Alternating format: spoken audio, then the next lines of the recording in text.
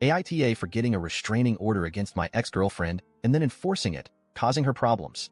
I, 28M, am currently taking care of my 3 younger siblings, 12M, 12F, 16F since my sister 16F was born.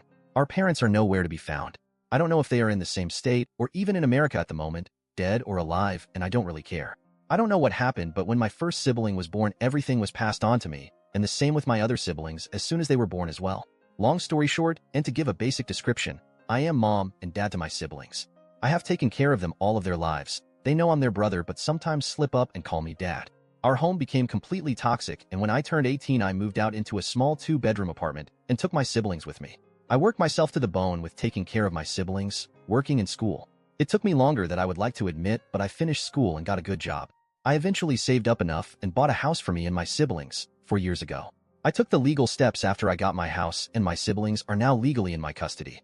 I did get in a bit of trouble from the social worker because I never reported anything, but all legal matter have now been settled. The reason for me posting here: a couple of months ago, like 4 or 5 I think, I broke up with my then girlfriend of 1 year. My little sister got her period, and I helped her through her first period. She got cleaned up, and then I explaining everything in detail to her. My now ex completely blew up on me and called me a pig, creep, pedo, and a bunch of other things. My sister 12F just ran out of the living room and locked herself in her room. I told my ex to leave my house. It took me almost the full day to get my sister to talk to me, and she only did after my other sister 16F came home from a sleepover for her to talk to me. My sister 16F helped a lot by also explaining that I did nothing wrong.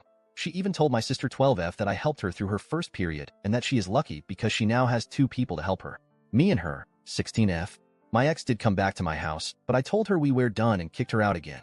The problem was that she started to follow us around, stalking us. Every store I went into, she all of a sudden was there. If we went to the park, she was at the park. I did block her and made sure that she was blocked on all of my siblings' phones as well, but we did start to receive phone calls and messages from other numbers that was clearly her trying to excuse her actions with a sob story. This went on for a month until she tried to sign my little brother and sister out of school one morning after I dropped them off with a fake permission letter. Luckily, the receptionist called me, and I was able to stop her from signing my siblings out of school. That is when I filed for the restraining order. I got all the evidence, photos, messages, calls, everything, and we got the restraining order.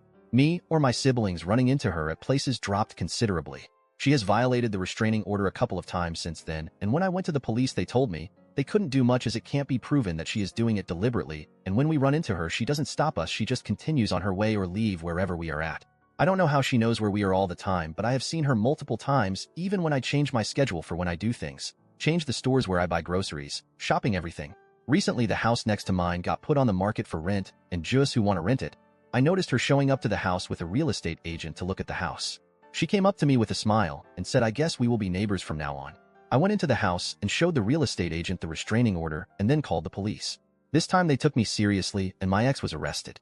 My ex lost the house as the company is refusing her business, and the agent has given a statement to the police that my ex has asked specifically to rent the house next to mine. My ex was arrested but not imprisoned and only had to pay a fine. I am now receiving a bunch of calls and messages calling me an asshole for destroying my ex's life. She is being evicted from her apartment, same rental company. She might lose her job as she can't find a place to stay within her budget, and possibly has to move back in with her parents living in a different state. Her own sister and friends are refusing to help her. Don't really know why they don't want to help her, but I don't see that as my problem as long as my siblings are safe. Some of my own friend are calling me an asshole because me enforced the restraining order and causing my ex unnecessary problems, as she is really no threat to me and I am now being vindictive. Edit. I appreciate everyone telling me about an old post made by my ex. Yes, that is about me and my situation. I wasn't aware she posted and not really happy that she did, but I can't do anything about that now. She was a lovely woman when I got to know her, and when we started dating, she got along with my siblings until the morning she blew up at me for trying to help my sister with her first period. I don't know if she was acting or what happened, but she completely flipped after that. I also now know why her sister and some of her friends are refusing to help her. That is her own doing the same with the situation she is finding herself in. Regarding her post, I will never take her back. That will not happen. My siblings are my priority. She is deranged if she thinks that I will ever take her back or even consider it. Regarding some of my friends that are saying I'm taking things too far and being vindictive, I didn't mention it in my post and didn't really want to make it a gender issue, but the friends who are saying I'm going too far being vindictive and that she is no real threat are also women. I will have a conversation with them and explain everything in detail to them again. If they still don't agree with my actions, I will cut them off. The only reason I'm giving this chance to them is because they have helped a lot with my siblings, especially my sisters when I came to advice.